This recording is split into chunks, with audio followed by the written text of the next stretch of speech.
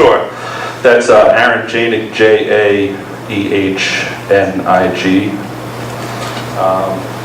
There's actually several points that I'd like to contest in National Grid's prior testimony. I'm also here representing the Rhode Island chapter of the Sierra Club, who is organizationally opposed to this project at every level, including for the reasons I'm about to discuss. There was a brief mention of other state permits, and I know CRMC consistency requires all state and local level permits to have been approved, and at this time, I know they said they were okay, but to clarify the definition of okay, none of those permits are currently approved. The city, the city soil permit has not been issued. The DEM water certification has not been issued. There's a hearing being scheduled, and that comment period is being extended beyond the time with which you're going to be making your decision. And the DEM soil remediation permit is also currently within its appeal period of 30 days, and there's an appeal to be issued this week. So currently, none of those permits have been approved, so consistency would be impossible. As far as, I know you said the tank isn't part of this authorization, but they did reference it as its continued use as a peak shaving device. I believe peak shaving was probably not even a term used in 1973. And that tank is here actually as part of a abandoned import project, international import from Algeria, which was abandoned because of the accident that Monica referenced, which 23 people were killed and the entire project was abandoned. So that doesn't really fit with National Grid's definition either. You guys asked about finances and how if it would improve National Grid's. I know that's not in your purview, but you guys asked questions, so I'll reference it.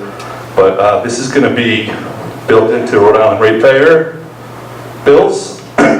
And most of the LNG liquefied on site is going to be exported throughout the region. So if we're going to look at the big picture, it seems crazy to charge Rhode Island ratepayers for National Grid, who is masquerading as a public utility, to profit selling this LNG throughout the rest of the region, largely to themselves. So if you want to look at their definition of need, they're actually creating it themselves in order to sell it to themselves, to subsidiaries of themselves, which is insane.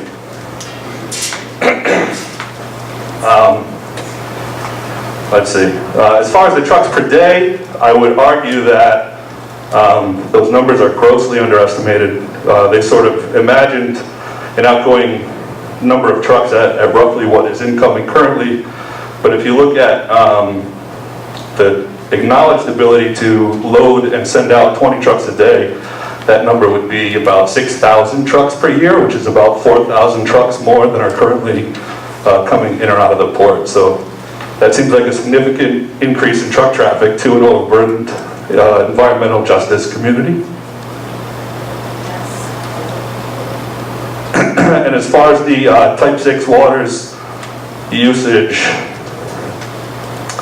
I would argue that just because it's consistent with the current use of the property, that's actually not the definition. The CRMC definition of usage for Type 6 waters involves, as someone else previously mentioned, commercial fishing or direct need for water. So just because they're there already doesn't automatically give them the right to go against CRMC regulations for Type 6 waters just because they think it's convenient. Their undue hardship of the pipes being close by and that being the only place on site certainly doesn't seem, for a company as large, expansive, and you know, as large as National Grid is, I think that it's silly to think that it would be undue hardship for a multi-million-dollar corporation to consider maybe some other places. Consider it. I mean, we could go back into all the need reasons, but I think for your purposes to say that it's consistent with Type 6 usage just because they're already there doesn't make any sense. That's it, I guess.